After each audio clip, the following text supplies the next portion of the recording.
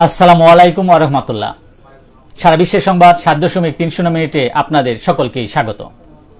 দেশের প্রধান দৈনিক পত্রিকাগুলো তাদের শিরোনামে যে খবরগুলো গুরুত্ব সহকারে ছাপিয়েছেন তাই নিয়ে হাজির হলাম আপনাদের সামনে। আশা করি সাথেই থাকবেন। শিরোনামে স্থান পাওয়া খবরগুলোর মধ্যে শুরুতেই থাকছে সেনা সদর নির্বাচনী পর্ষদ 2024-এর উদ্বোধন করেন প্রধান উপদেষ্টা ডক্টর মোহাম্মদ ইউনূস। সে সময় প্রধান অতিথির বক্তব্যে ডক্টর মোহাম্মদ ইউনূস বলেছেন, অস্থিতিশীল পরিস্থিতি থেকে সেনাবাহিনী দেশকে রক্ষা করেছে, দেশের ক্রান্তি লগ্নে মানুষের পাশে দাঁড়িয়েছে, সৎ, নীতিবান এবং নেতৃত্বে অন্যান্য গুণাবলী সম্পন্ন অফিসাররাই উচ্চতর পদোন্নতির দাবিদার বলেও তিনি মন্তব্য করেন।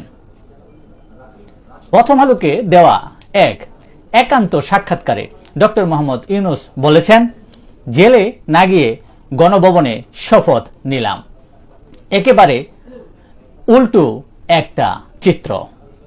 অতীতে এরকম আহ্বান জানানো হয়েছিল। তিনি বলেন, তরুণদের হাতে পৃথিবী ছেড়ে দেওয়া উচিত, আমরা তাদের আটকে রাখছি। তিনি আরো বলেন, অন্তর্বর্তী সরকারের প্রধান শক্তি হচ্ছে যে আমরা ভুলগুলো তাৎক্ষণিক শুধরে নিচ্ছি।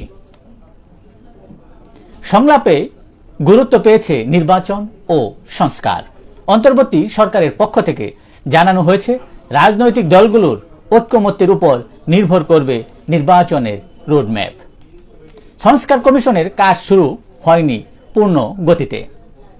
কম সময়ের মধ্যেই ভালো প্রস্তাব দেওয়ার প্রত্যয়।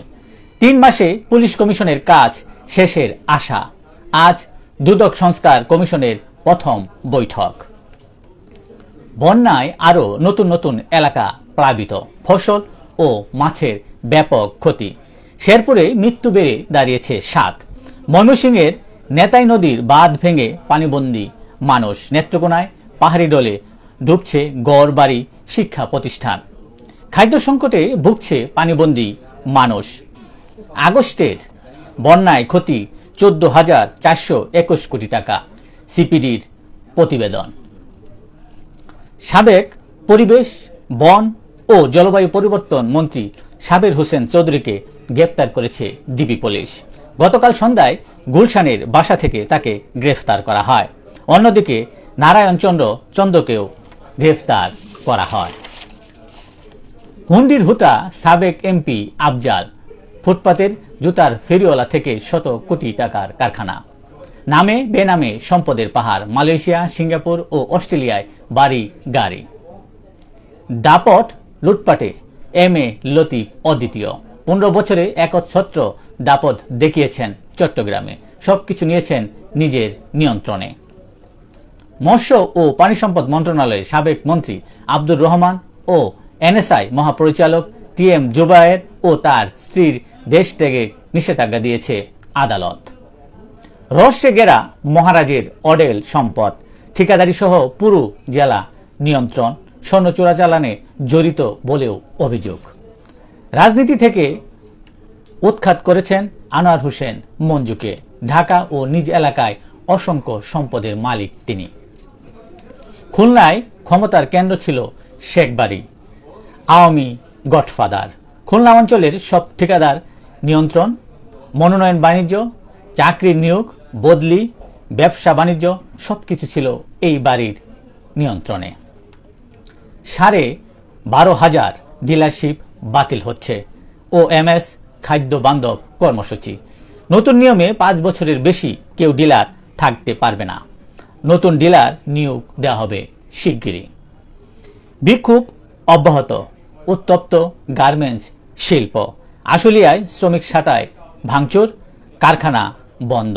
নারায়ণগঞ্জে বিভিন্ন দাবিতে বিক্ষোভ করছে শ্রমিকরা। রাজধানীর সোহরাওয়ার্দী উদ্যানে রমনা কালী মন্দিরে পুরোদমে চলছে দুর্গাপূজার আয়োজন। নিরাপত্তায় পুলিশের পাশাপাশি টহলে নেমেছে সেনা সদস্যরা। দেশের প্রধান দৈনিক পত্রিকাগুলোতে তাদের আন্তর্জাতিক খবরে যে খবরগুলো গুরুত্ব সহকারে ছাপিয়েছে তার মধ্যে শুরুতেই থাকছে মধ্যপ্রাচ্য সংকট। ইসরায়েল 7 ফ্রন্টে হামলার শিকার, মন্তব্য নেতানিয়াহুর। তেল আবিবের উপর অস্ত্র নিষেধাজ্ঞার আহ্বান ফ্রান্সের প্রেসিডেন্ট মাখর। ইসরায়েলি আগ্রাসন, গাজা যুদ্ধের বছর পূর্তিতে বিশ্বজুড়ে গণহত্যা ও যুদ্ধবন্ধের দাবিতে বিক্ষোভ, হোয়াইট হাউসের সামনে এক ব্যক্তির আত্মাহুতির চেষ্টা। 1 বছর যুদ্ধ করে কি হামাসকে পরাজিত করা গেল? বিশ্লেষকরা এমনটাই প্রশ্ন ছুড়ে দিয়েছেন। মুসলিম বিশ্বের প্রতি তুরস্কের প্রেসিডেন্ট এরদোয়ান আহ্বান করেছেন ইসরায়েলের উপর বাণিজ্য নিষেধাজ্ঞা দেওয়ার। ট্রাম্পের প্রচারণায় ইলন মাস্ক গণতন্ত্রের জন্য চাইলেন ভোট। এই ছিল দেশের প্রধান দৈনিক পত্রিকার শিরোনামে উঠে আসা শীর্ষ সংবাদ, যা নিয়ে এতক্ষণ আপনাদের মাঝে উপস্থিত ছিলাম। আশা করি আপনাদের ভালোই লেগেছে। সার্বিক খবর বিবেচনায় যদি আপনাদের কোনো অভিমত, অভিব্যক্তি, সমালোচনা কিংবা কোনো পরামর্শ থেকে থাকে তাহলে অবশ্যই কমেন্টসে জানাবেন। আপনাদের কমেন্টসের প্রত্যাশায় আজকের মতো এখানে বিদায় নিচ্ছি। আবারও দেখা হবে আগামীকাল ঠিক একইভাবে। সে পর্যন্ত অবশ্যই আপনারা ভালো থাকবেন, সুস্থ থাকবেন। আসসালামু আলাইকুম ওয়া রাহমাতুল্লাহ।